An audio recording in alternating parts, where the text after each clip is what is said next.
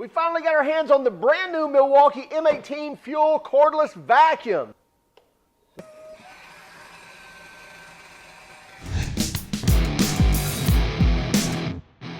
Just a few weeks ago, we got to go up to Milwaukee and actually use these M18 fuel vacuums for the first time, but we've been waiting to actually get one in the shop so that we could test.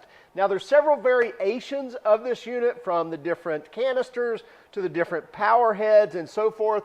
This specifically is the 0910, which is the M18 fuel, one single battery, wet dry vacuum, and it has the 6-gallon canister on it. Now, what it comes with is the 6-gallon canister, the power head, and the actual roll-around cart, a couple of accessories. We'll go over the details in just one moment. You can get it as a kit with the battery and the charger also, but you can get it just in the bare bones kit as well, but it does come with a hose, accessories, extensions, things like that as well. And again, we'll go over that here in one moment. This is very impressive. I'll tell you, out of the gate, we were very impressed with the power. You will see that. We've got several different tests in store that we hope you really like. And as we mentioned, we're actually going to break some stuff to show you how well it works. So let's go ahead and get started. This is the Milwaukee 0910, and it's their brand new M18 fuel 6-gallon wet dry vac. I say 6-gallon because it has the 6-gallon canister, but you can actually run the larger 9 and 12-gallon canisters on this as well with the same power head. You can also swap up to bigger power heads that are actually running 2 M18 batteries. But for this one, we're talking about the 0910, which is this power head right here, running the single M18 battery. We don't have that in there right now. Obviously, that's where that will go. And it has high and low speeds, or what they call max output and max runtime modes. Now, with the 12 amp hour battery in max runtime mode, you're getting up to 47 minutes of continuous runtime. And on max output, you're going to cut that down to about 31 minutes of continuous runtime. But still, that's a lot of cleaning on a single battery. And by the way, this is matched to a 3.5 horsepower corded vacuum, corded wet dry vac. In fact, it outperforms a 3.5 peak horsepower corded vac. So that's kind of gives you the idea of the power level we're at with this cordless vacuum. Now, we have not tested a cordless vacuum with this much power as of yet. So this thing really performs well. We'll show you that here in one moment. Now, what we get with this, let's go ahead and remove this hose here, which, by the way, love the locking hose. So right here, we have a very durable hose that's not only durable for kinking, but also for twisting. It holds up really, really well. And you can see I can bend that in a 90 pretty substantially before it even starts to kink there. So really nice hose, and it's locking. So you've got 2 tabs here, slide in, it can go either way, and it just turns about 1/8 of a turn and locks in there. So you can pull this thing around the shop. It's not going to pull out. It's not just a friction fit. You push it in, turn it 1/8 turn, and it locks in there. So let me go ahead and remove this. And before I do, let me spin this around. One of the great things about this is just the fact that we've got some hose management thought of here. So we've got an elastic cord that's actually built into the unit. So quickly just pull it up, lock it into place. That easy. I can flip it off and undo it. But just very easily keeps those hoses nice and managed there on the top of the power head. But let's go ahead and remove our hose. And we have a handle here on the top that's integrated into the power head. It just flips right up. And by the way, it does kind of have a detent where it locks into place, so it doesn't just flop around, but I can easily grab that, pull it up, and carry that power head around wherever I want to. You see here on the canister, I have a large for fluid dumping, things like that, so I can easily remove that and dump any residual water or whatever is in there for fluids. And that's also got a gasket on it right there in there that's actually going to seal against the canister, so we don't have any leaks either for dust or for fluids. And then we have these locking tabs that we just pull those up on either side, and we can remove this power head. Now here's a look inside the canister. By the way, we've used this thing already. We want to make sure that we kind of know the workings, ins and outs of our tools that we test and review. So we have used this actually quite extensively. We tried to clean it out, but still you can see some dust and residual left in here. We see a little tray right here. This is for actually hooking up the fleece bags, the fleece vacuum bags, and we'll show that here in one moment. Again, we get a 6-gallon capacity in here. Let's move that out of the way. Let's move in our cart. So this actually comes with the kit as well. So when you get the vacuum, when you get the 0910-20, you not only get the vacuum and the power head, but you also get the roll-around cart. Very durable 2-piece wheels here that are also swiveling and locking. So we can lock those casters and keep that from skidding away or sliding away anywhere. And we can actually turn those off, push it down with our foot, whatever, and it be able to roll around. Right here on the rear, you see we have multiple places where we can not only store our 1 7/8 inch attachments, but also any larger 2.5 inch attachments we can put in there as well, and it's already ready for that, as well as even smaller attachments. But really cool that we can easily store those extension wands here on the back. So by the way, you get these extension wands, these 1 7/8 inch extension wands, both of these that come with the kit also. So this thing rolls around really easy, very durable cart. Here's another awesome thing. So right here on the front, we have a big locking lever. Back here on the back, it just kind of latches into the bottom there. So the canister, you can quickly grab this whole vacuum, slide it in here, slam it down, and it locks into place. Step on this, pull it out, and you're good to go. Flip it around, do the same. It's going to lock either way. You don't have to have it one way or another. And then again, step on the latch and pull that up. So it locks in very nicely, very securely, and it also releases very easily from one side. We don't have to flip any levers. We don't have to reach down. Again, we can step on it right here and pull that up.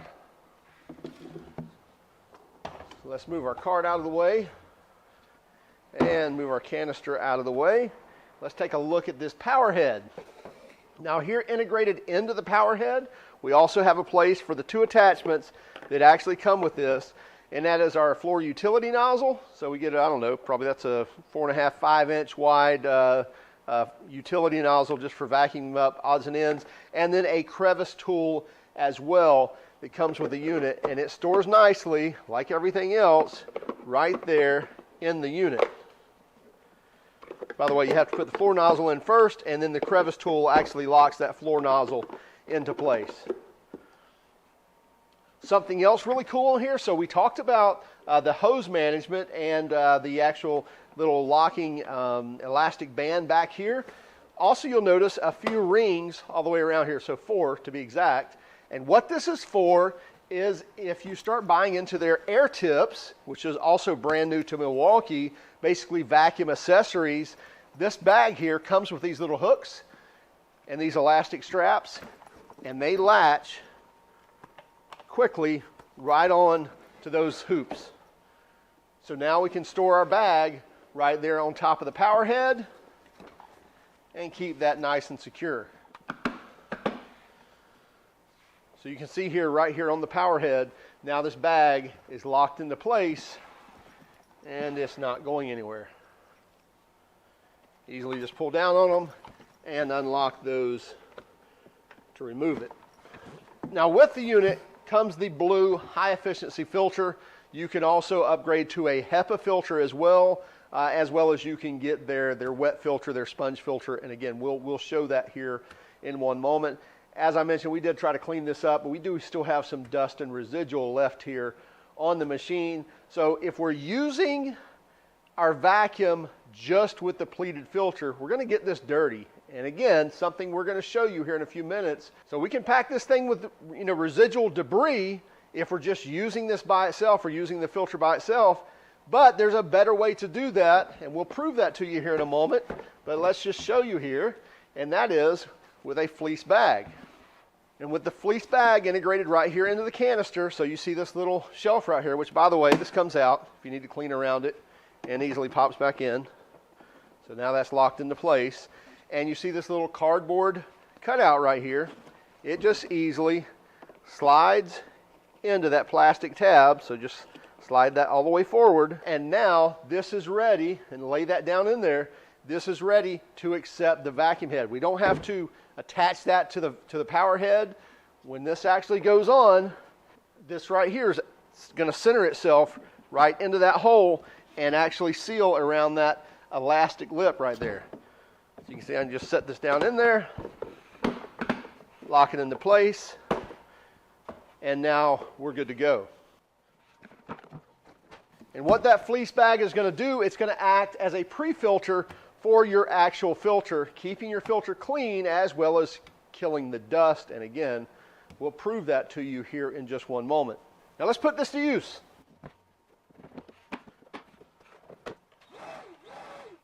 This side is far too familiar for me. What we have is a truck door with a door glass in it. And yes, the things I do for you guys and gals, we're going to break this glass just to show you some of the cleanup power, as well as a couple of other features of some accessories as well that I think is very handy, especially in some of the auto trades. So we've got this tempered glass in here in this door. So this is a real door off of a truck. This is a real door glass. We've got it in here, all the hardware removed. But anyway, so what we're going to do, going to break this and clean up all that tempered glass. So if you've ever worked in an auto glass shop, or maybe even some general mechanic stuff where you're doing some of this glass work, or even body shops where you have to remove things, and a lot of times vehicles that have been in collisions have broken glass. What happens to the glass when they break inside the door? Well, especially if the window's rolled down, you get glass down here in the bottom. And even if the glass is rolled up, you still have about this much glass on the bottom to support that door glass that's still going to fall into the door. So regardless of what position that door glass is in, you're still going to get plenty of residual tempered glass down inside this door. And as you'll see in a moment, tempered glass breaks into little bitty rocks that kind of go everywhere. So here goes. Now let me show you a couple of things about tempered glass. Tempered glass is pretty strong right here on the center, in the center. So anywhere not around the edge, tempered glass is actually fairly strong. Now I wouldn't recommend you hitting it with a hammer or a screwdriver, but it holds up quite well. Now watch it make a liar out of me. We'll see. But you see, I can hit that pretty hard with a hammer and it's not doing anything. Now if I get near the edge, so here's the edge of this glass right here. I think you got a shadow in there, probably can't see very well, but I'm going to hit on the edge.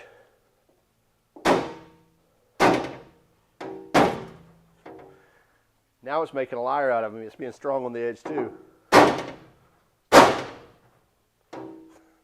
Forget what I said.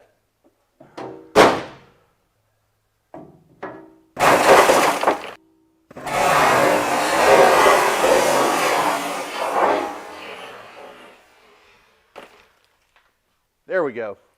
So we hit it on the edge. It likes to break apart, as you see there.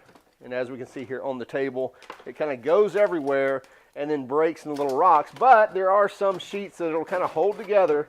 So it's really a pain to clean up because you got big chunks, you got small chunks. And while this won't cut you like a piece of plate glass will, these little slivers will poke at you and poke holes in you and make you bleed. So it's not going to gash you open. But tempered glass does have some little shards that do stay sharp as well. So beware when you're cleaning this stuff up. But now let's use our vacuum and let's clean this up. So we're just going to start in low.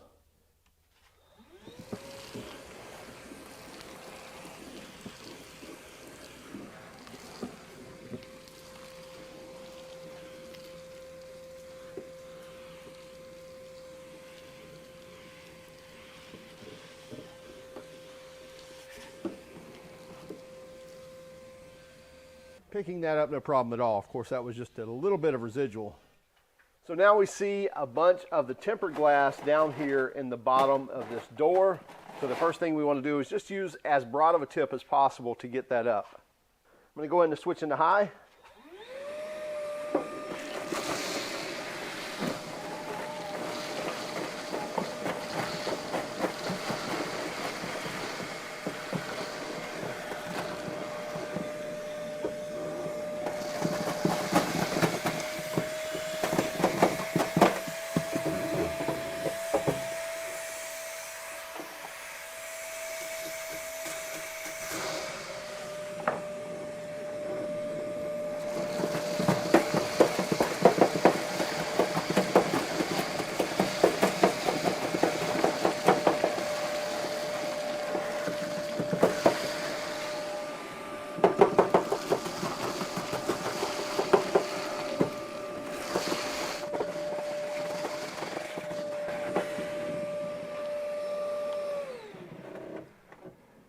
So you can see even with the best of suction, you've got residual there because you have a flat part right here that's kind of got a floor, and then you've got a crevice that all this stuff sits in, and we can't really get that up without being able to get in there with something.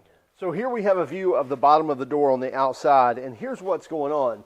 We have all this glass that's sitting here, right here in this bottom channel, but as you can see, this kind of follows the contour of the door. So it's very slim right here between this inside and outside skin of the door, and then it has a big ledge that comes up here, and this is where the majority of glass was sitting that we just removed. But now most of it is sitting now in this little crevice right here, which is kind of a pain to get to. So we've got a couple of tools that are going to really help you in getting that glass out. So the first thing we're going to use is this flexible crevice tool that's part of Milwaukee's new air tip accessory line. And it will allow us to get in there, kind of bend this thing where we want to get into those areas where that glass is.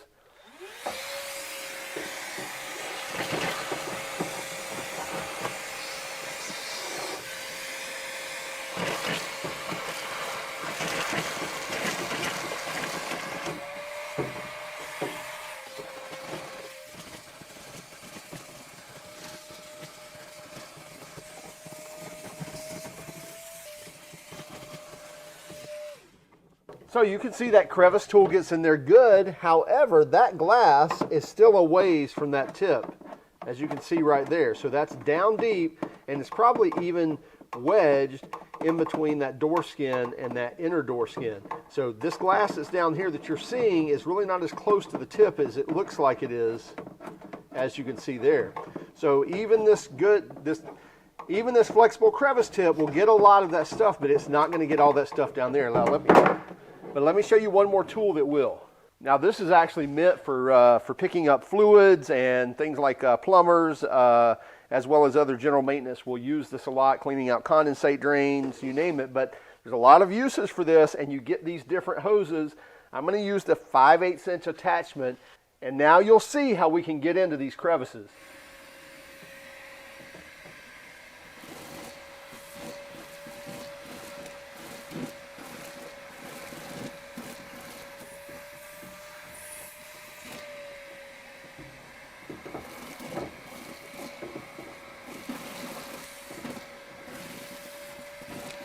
And you can see, even though it looks like this is cleaned out, we're not able to get the camera all the way back in here, see kind of this reverse angle.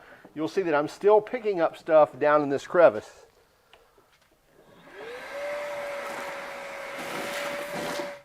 And here's one of the holes that usually a plastic push clip actually holds a piece of rubber across here, but you can see there's still glass right there filling that hole. So what I'm going to show you is I will use this tube and go from the inside, and we'll see that we'll be able to pick up all this glass. And by the way, these are weep holes here, this plastic thing here, to actually drain fluid out of the door. So you definitely want all this clear, or it will hold moisture, and that's what will rust out the door. So we should be able to watch right here and watch me clean out this glass. And I'm still in low.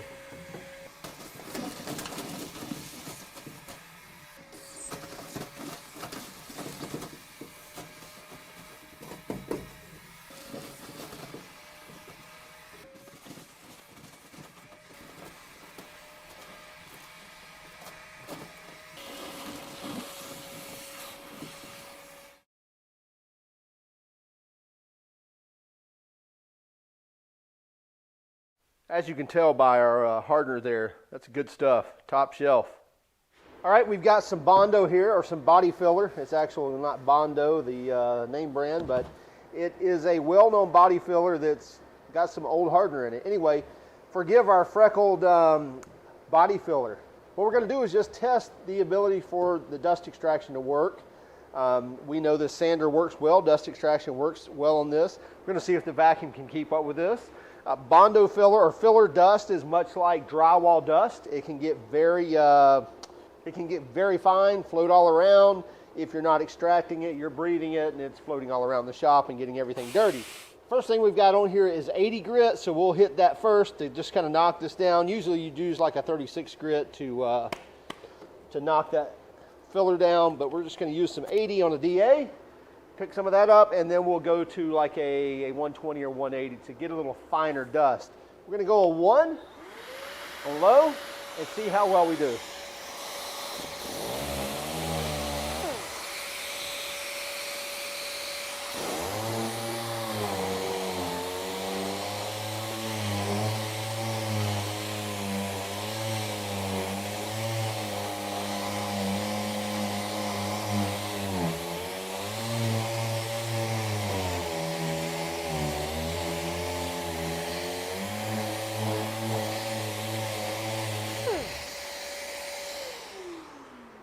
And just to kind of show you, we're going to leave the vac off for a second and see what kind of dust we create. So you see dust is already starting to float around. You're starting to see residual around here.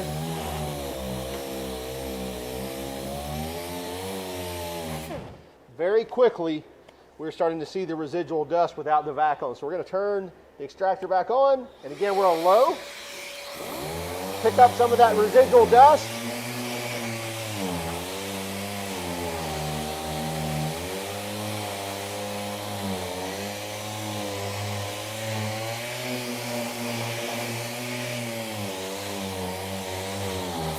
So now we picked up some of that extra dust and we're not seeing it float around anymore.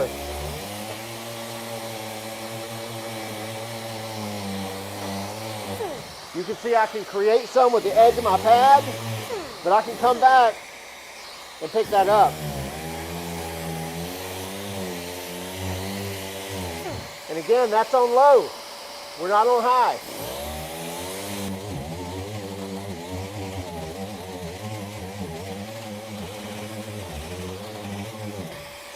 That's pretty cool that we can create that dust. So even working the edge of our pad where you're not sucking that up, but then I can do a 1 pass and pick up that residual dust.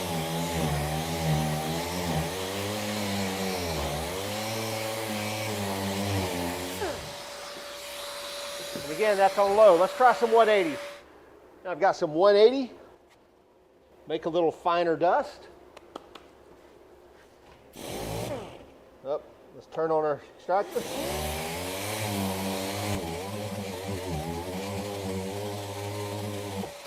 Again, if we want to create some,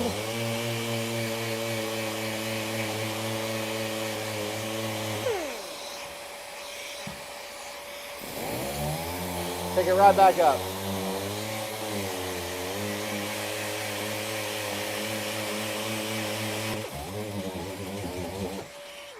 So it really works well for extraction, even on finer material like drywall dust, or in this case, body filler or Bondo dust. Let's talk about what we've done so far. We cut a ton of wood earlier. I don't even think we have footage of it, but trust me, you'll see the residual of that here in a moment. We've got the regular high efficiency filter that comes with the unit, the blue filter. We'll see that in one moment as well. So we've cut wood, we've vacuumed up tempered glass, we've vacuumed up Bondo or body filler. We vacuumed up some general dirt and debris that just on the shop floor, and that's all contained right here in this unit. We haven't changed the filter, we haven't done anything. You can see we've got some residual dirt all over it. So let's go ahead, pull this off and make a mess, and I've got a reason for doing this, and it's just for you. So you can see I can easily just pop this off, flip it around, pop the other one off, grab the easy handle here, and before I just yank it out of here, I'm going to give that 1/8 of a turn to that filter there and drop that down in there. Remove the power head, set that aside, and then let's make a mess. So there's all of our body filler, sawdust, dirt, sand, whatever you want to call it. Now all this stuff's going to float all over my shop and get everything nasty. And again, I do this just for you. And look at that, you got my vacuum canister dirty too. I don't like dirty vacuum canisters. So, I told you we had vacuumed up some sawdust. So we've got Bondo filler dust, we've got sawdust, we've got tempered glass, we've got a little Milwaukee man in there too, whatever he is. Anyway, so we've got all kind of crud in here that we've made a mess with, that we also made a mess to our filter and our vacuum. Let me tell you why we should not do that. All right, so I've cleaned up my vacuum canister. I went and washed all that out because I want it clean. I want to leave it clean. I want it to stay clean. Our filter, we could blow that out and probably make do, but here's what I'm going to do. I'm going to jump up to the HEPA filter. So I've got a new HEPA filter here, which you can buy those. And the last thing I want to do is get my HEPA filter filthy dirty and the pleats all filled with residual. And, well, it would actually probably increase the efficiency, but it would start to choke down the vacuum and it would leave residual in the pleats where I have to clean that out or replace it. So here's what you should do if you're interested in doing dust extraction at all. My feelings on this anyway, especially if you're not doing a lot of fluid cleanup. If you're doing a lot of that, we'll talk about that here in a moment. But anyway, so we've got a bunch of dust like this. Spend 20, 25 bucks and buy 5 of these fleece filters. And these fleece filters, let me show you what they're going to do. Number one, I think I can do this from... So you take this piece of cardboard right here and it just slides right here in this groove. We slide that in. And now that's in there, okay? And we just lay the bag inside there, and now the vacuum is going to sit in and seal right around that rubber ring right there. Our vacuum's still dirty, so I haven't cleaned it up, but you'll see that this right here is going to sit itself right in that ring. Oh, but first, I think we ought to put a filter on there. Take a new HEPA filter. And with a quick line up the tabs, quick 8th turn, and we're good.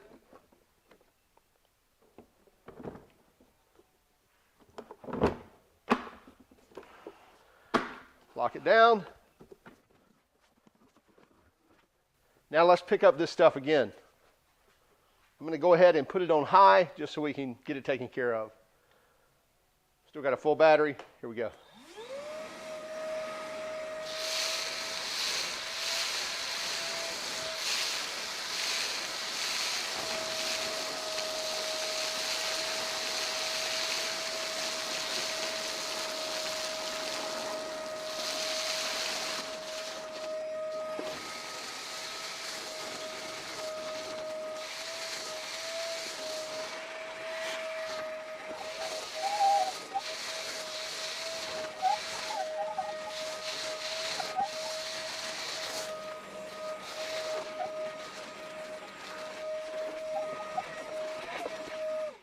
So we've picked up all the residual that we dumped out, and by the way, I moved at a decent pace. I didn't try to actually just shove the nozzle in there, but I tried to get a good amount of debris with each sweep, and I had to clear it out one time where I just kind of had to shake the hose a little bit, and it cleared itself out, and I could keep going. So it really didn't have a problem of clogging up with too much debris.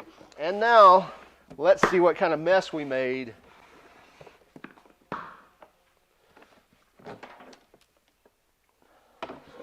And look at there. So now our pleated filter, virtually zero dust in that pleated filter. Now you saw earlier how much residual was in there, and obviously this is residual from before, and we didn't clean the head. Now let's take a look here. So I'm just going to pull this bag out, and by the way, when you pull the bag out, you can pull this little tab here. That closes that hole.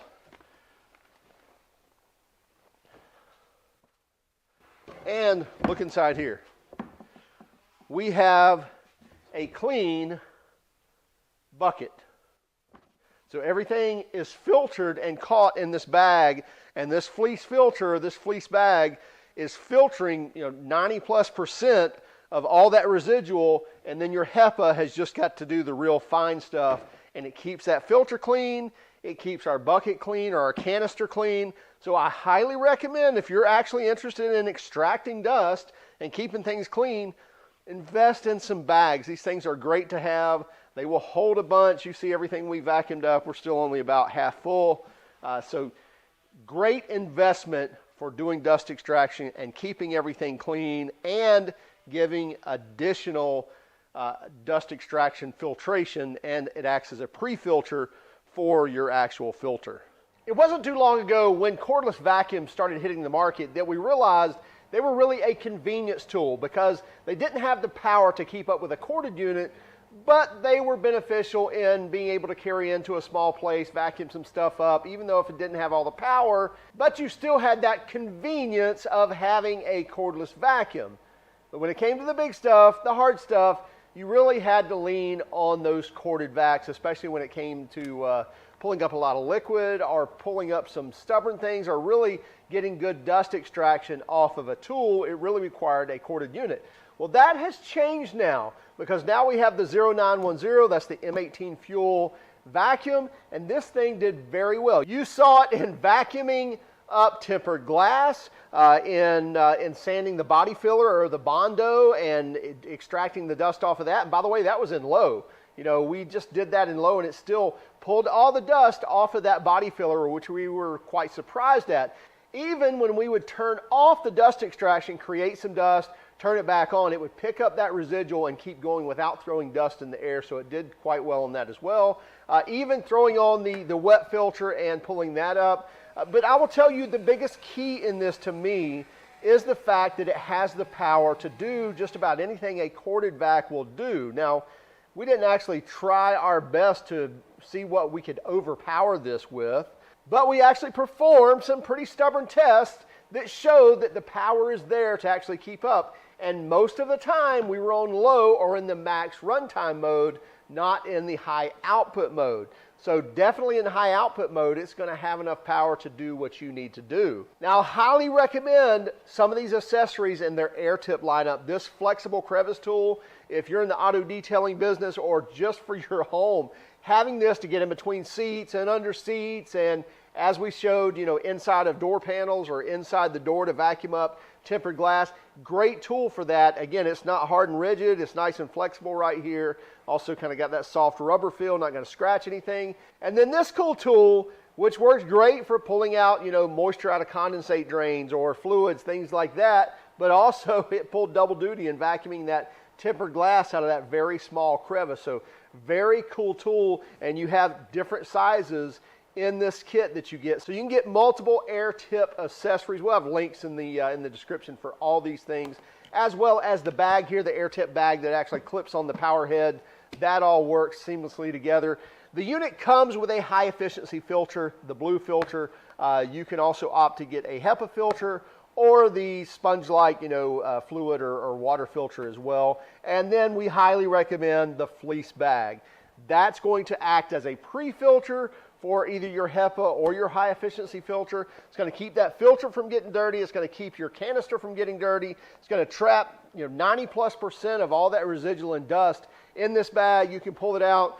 You can, you know, pull your little tab there, cover that hole up. Now you're pretty dust free. Drop that in the trash and you're good to go. Hey, check it out for yourselves. Price on this is about $250 for the bare tool. So without a battery, so that comes with the cart, with the vacuum power head, with the 6-gallon canister, you're looking at about $250. I believe it's a 3-year warranty as well. If you want a kit with the 8 amp hour battery, that's going to run you about $500, and then about 40 more bucks, so $540, you get the kit with the 12 amp hour battery, the charger, and everything that we talked about as well, the cart, the power head, the canister, the couple of extensions, hoses, things like that. Again, we'll have a link in the description of all these things, so let us know what you think about it. Also, keep track of us on Instagram, Facebook, and Twitter. If you don't mind, would you hit that like and subscribe button if you haven't done so already?